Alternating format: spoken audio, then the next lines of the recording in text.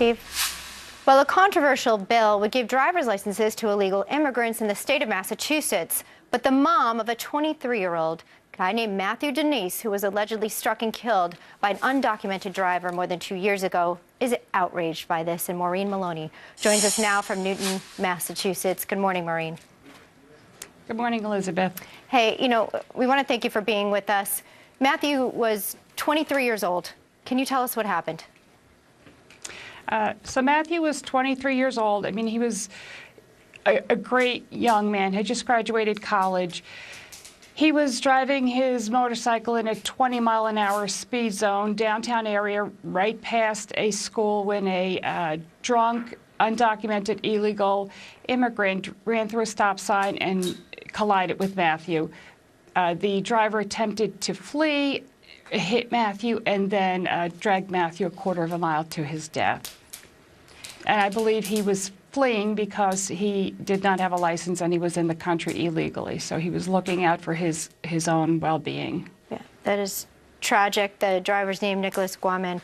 I understand he has not been convicted yet. And I also understand that as of February 5th, there is a hearing scheduled where a bill is being backed right now to actually offer licenses to illegal immigrants. What's your position on that?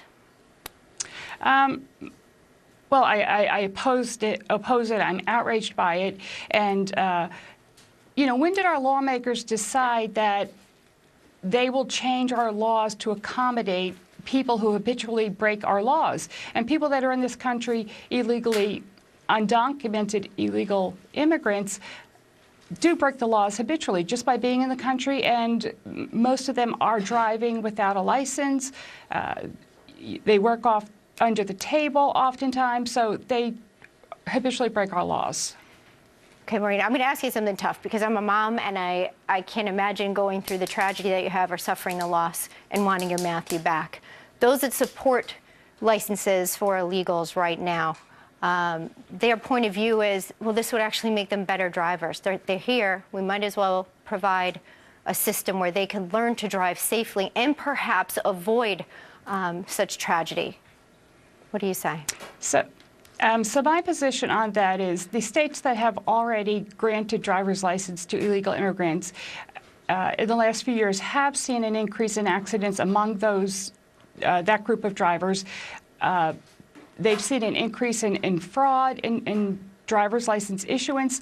There was one address that there was over 100 driver's license sent to, that people were just using this address, and they've seen a huge influx of undocumented immigrants from the surrounding states coming to that state to get a driver's license. The driver's license is also a form of identification. Right. Maureen, what would Matthew want? Matthew definitely would not want this. Matthew was looking into going into law enforcement. He definitely would not have wanted this. Maureen, we want to thank you for being with us again. I know nothing will bring Matthew back, and we just hope that whatever the outcome is, it does make the streets safer for all of those kids out there and the hearts of their moms. Well, thank you.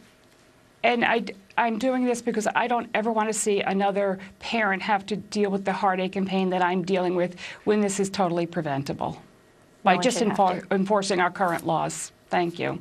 Thanks, Maureen.